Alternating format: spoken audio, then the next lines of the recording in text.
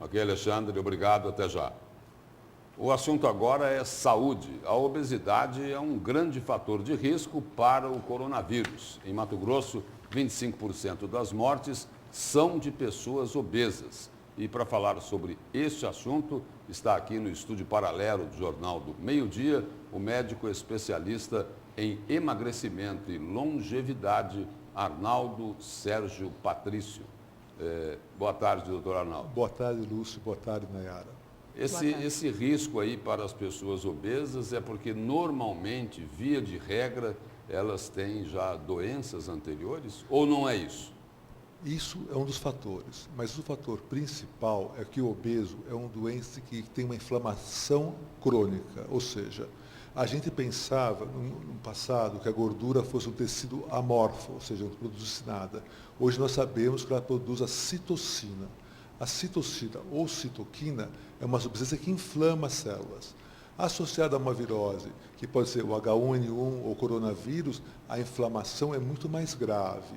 Outra coisa que a gente também descobriu com uma pesquisa dos irlandeses desse ano descobriu, que o tecido gorduroso, ele pega o vírus, ele coleta o vírus através de alguns receptores, ele é um reservatório do vírus. Então, a pessoa, quanto mais tecido gorduroso tem, mais reservatório ele é do vírus. Por isso, em 2009, a gente notava que, no surto do H1N1, que o paciente obeso transmitia mais a doença. Hoje a gente sabe por quê. Ele transmite por mais longo tempo, ele é um reservatório. Hoje, inclusive, se isola 14, depois que um paciente adquiriu o coronavírus, ele fica 14 dias isolado. O obeso fica 21 dias, ele transmite uma semana a mais. Outra coisa que eu quero ressaltar, nenhum preconceito contra o obeso. Pelo amor de Deus, o obeso é uma doença que tem que ser tratada, entendeu?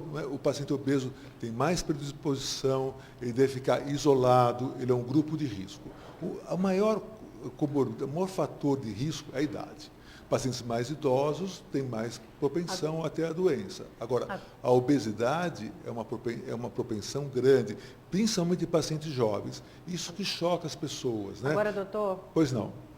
O senhor falou aí desse isolamento, né? Uma pessoa comum, sem nenhuma comorbidade, se pega a doença, tem que se isolar pelo menos 14 dias. E o obeso seria um tempo muito maior. 21 e como dias. se cuidar? E qual que é a maior dica para as pessoas que são obesas e estão, claro, no grupo de risco aí para o coronavírus? Essas pessoas têm que redobrar, então, o cuidado. Como fazer isso no meio dessa pandemia? Assim, olha, vou dar o exemplo, por exemplo, de países, por exemplo, o México. O México isola os idosos acima de 60 anos e os obesos. É um país com um grande número de obesos. Nova Orleans, nos Estados Unidos, mesma coisa, isola os obesos. Eles notaram, por exemplo, que em Nova York e Nova Orleans, se comparando no sul dos Estados Unidos, onde tem mais obesos, mais pessoas morriam, quase que o dobro.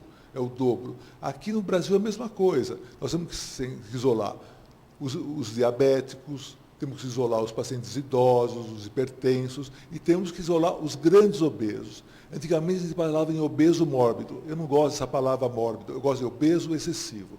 Tem que pegar o obeso excessivo e isolar, tirar ele do contato social. Igual você tira um idoso, é a mesma coisa. Você tem que isolar um obeso. E como prevenir isso? Como prevenir a obesidade? A gente sempre fala. O obeso a gente tem que tornar o paciente obeso saudável, ele tem que tratar, ele tem que emagrecer, ele tem que, sabe, que ter uma vida mais saudável. Muito obrigado pela presença aqui e pelas informações do senhor no Jornal do Meio-Dia. Obrigado a vocês, entendeu? E nós estamos sempre à disposição no Hospital São Judas. Lá nós sempre focamos tratar o obeso há um bom tempo e proporcionar saúde às pessoas, entendeu? Agora não adianta tentar emagrecer assim abruptamente agora. Agora a pessoa que está em casa tem que cortar a ingestão de carboidratos, tem que fazer exercícios moderados, não extenuantes, para continuar o emagrecimento e tem que se manter em casa. Por exemplo, os pacientes obesos, os pacientes idosos, têm que se manter em casa. E outras que todo mundo sabe, lavar as mãos, usar máscara e vamos proteger, porque só assim a gente vai conseguir passar fácil por essa pandemia que é muito preocupante. Obrigada, doutor. Obrigado a vocês.